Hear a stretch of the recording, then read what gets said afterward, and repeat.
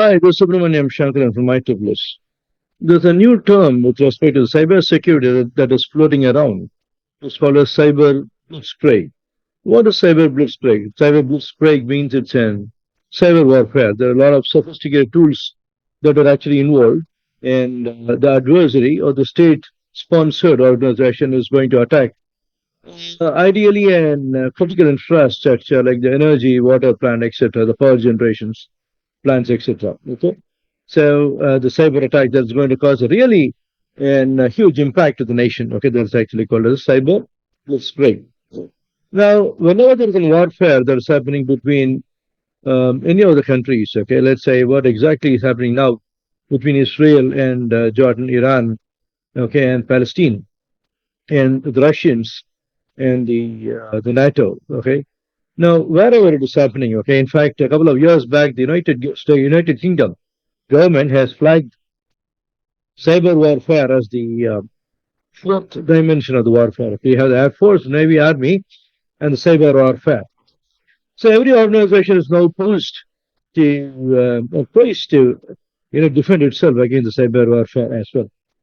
Now, coming on the cyber attacks, okay, recently that has happened.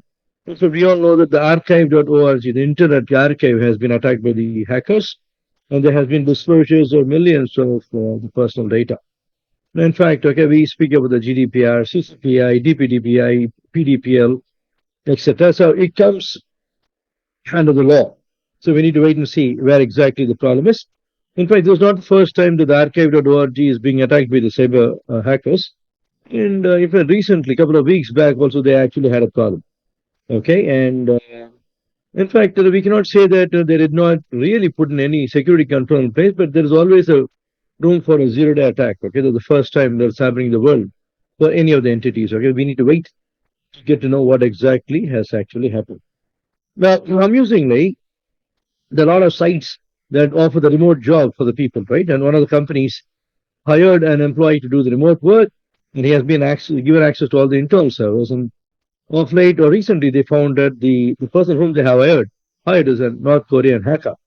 For the period of 4 months, he has been downloading all the sensitive files and forwarding it to, let's say, a command and control center. We actually don't know.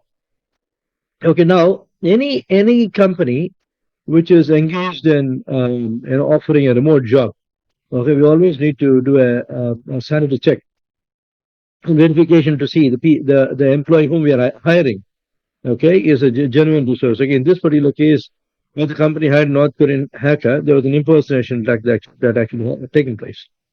So always best to ensure that verification is done with respect to the identity to thwart any of the impersonation attacks that are happening before the job is handed over to him. And fortunately, the identity and access management is the first line of defense for the security. And when you provide an identification, authentication, authorization, okay, to an user, we need to ensure that the user can be trusted. Okay. So the Subramaniam Shankaran from IEEE. Stay tuned, stay connected to this particular channel for your cybersecurity news and trainings. Cheers.